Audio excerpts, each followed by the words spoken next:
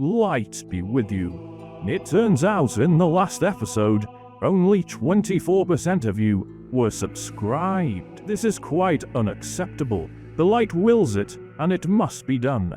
So, to purge the darkness from this world, hit that subscribe button.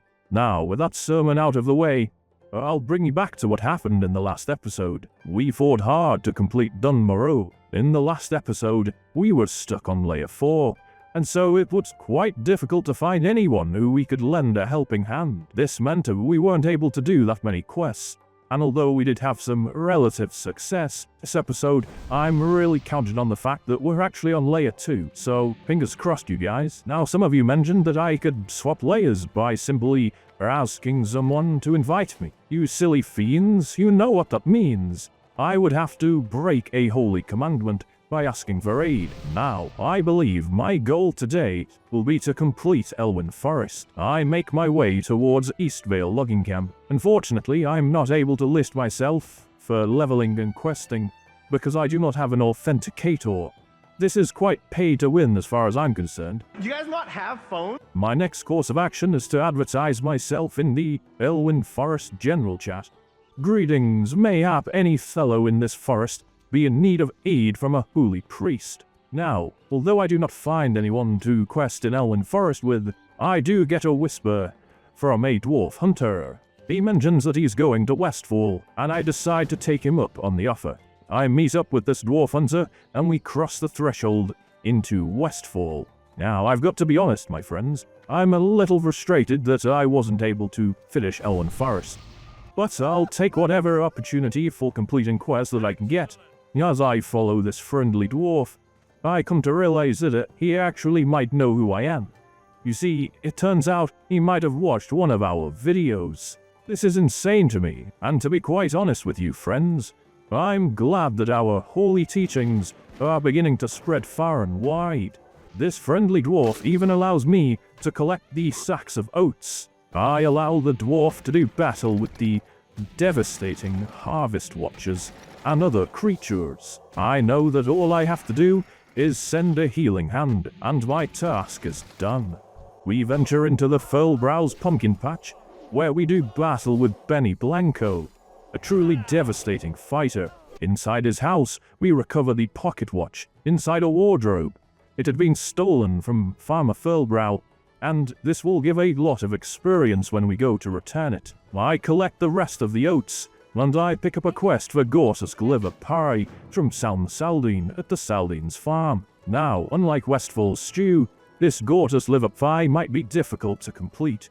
You see, Gortusk livers, they go for quite a hefty price on the auction house. But I'll pick it up anyway, and we'll see where the light guides us. On behalf of Farmer Saldine, the dwarf and I venture out into his fields, and the dwarf begins beating down these harvest watchers. This dwarf hunter appears to be enjoying himself a little too much for my liking, so to humanize these harvest golems, I tell him a tale.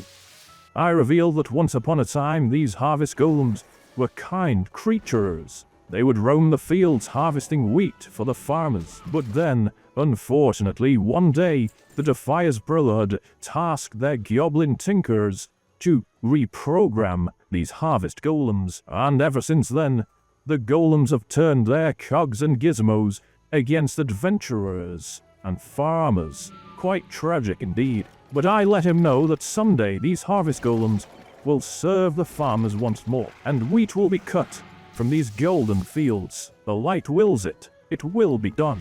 The dwarf hunter appears to be regretting his actions, and he asks if he has sinned. I let him know that no, he does not need repentance, for he is just a dwarf. Although I am a man of the holy light, and very holy and humble indeed, I cannot expect the same from a measly dwarf hunter. Surprisingly, the dwarf hunter begins to rationalize his behavior, stating that since these harvest golems are mechanical machines, well, they're not technically creatures, and so it's morally okay for him to destroy them. I remind him that the spark of life does indeed surge through these machines, powering their motors and gizmos, and the dwarf, upon hearing my very wise words, finally understands.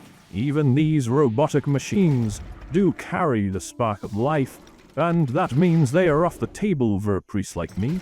And I believe this is a perfect opportunity to explain the holy commandments that we must follow. We must harm no creatures. We must sacrifice for others, doing everything within reason to save lives. And we must not beg for help or carries. We have so far maintained our holy vows, and I do not plan to break them anytime soon. No creatures that carry the spark of life, including harvest golems, are permissible targets for my wrath, and I will not cause a single point of damage to any mechanical creatures. This I vow. The dwarf hunter reveals that it is time for him to part ways with me, and I wish him well. After my business in the Sentinel Hill Tower, I notice that there is a herb lying just outside. Unfortunately, I soon realize that this bruiseweed here, well, it requires 100 points in herbalism to collect, and it turns out I've completely forgotten to train herbalism and mining, and they are currently capped at 75 points. I better remember on my next journey to train herbalism and mining. Back at the Jansen's stead, I meet back up with the Furlbrows, and I hand over the sacks of oats for their horse Blanchy. I speak to Farmer Furlbrow, and I give him his old pocket watch that we have retrieved from the Defias bandits earlier. Combined, this is a healthy dose of experience.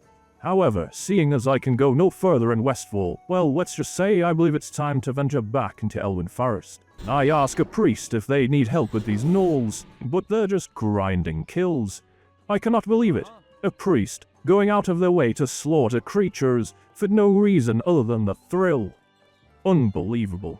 And I suppose this quest for Nullpaws will have to wait. I come across a human warrior in the general chat who needs aid with Hogger. Now, I have already come to the aid of another priest in a previous episode, where we defeated Hogger.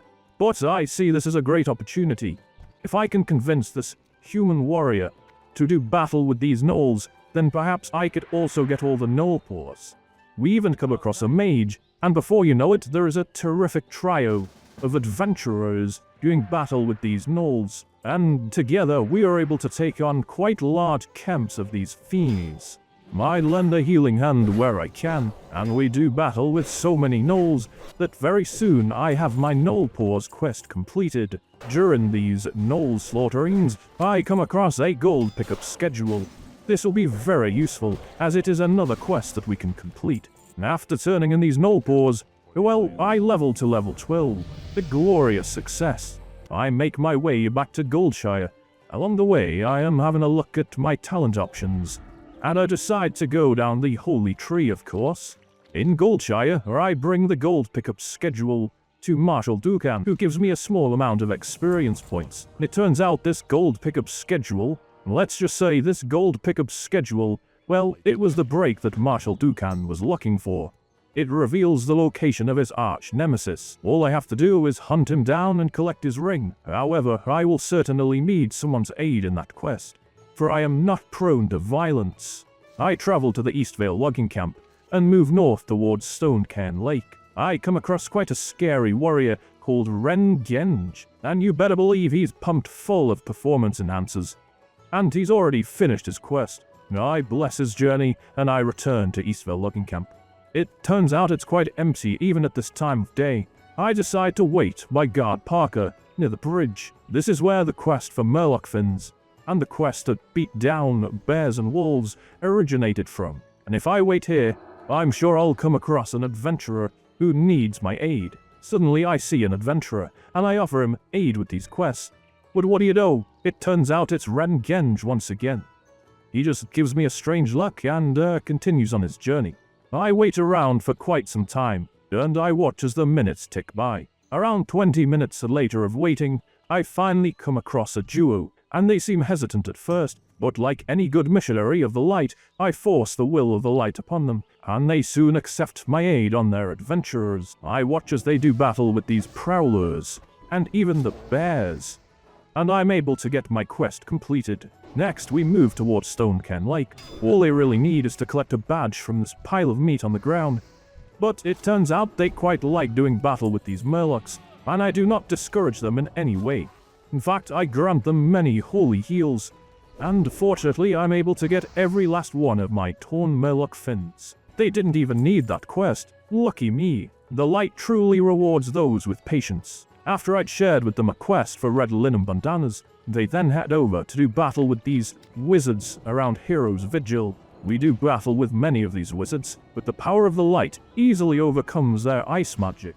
Our terrific trio begins running out of wizards to slaughter, so I make a recommendation. I let them know that I've heard there's bandits in the farm to the south. Now, my friends, this is all part of a devious plan, and as a holy priest of the light, I almost wonder if I am taking this a step too far. After we finish off the bears and the wolves for their quest, we head over to the Brackwell pumpkin patch. Now you see, my friends, there are indeed bandits here. I have not told a lie, and they do drop bandanas. You see, my friends, that is not why I brought these adventurers to the farm.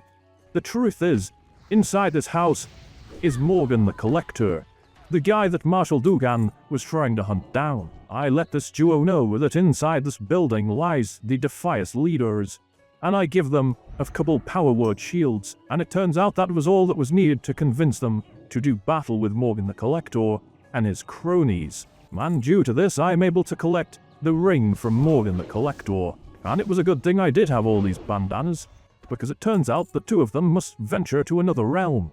I wish them safe adventures, and it even appears that my holy actions have rubbed off on the two.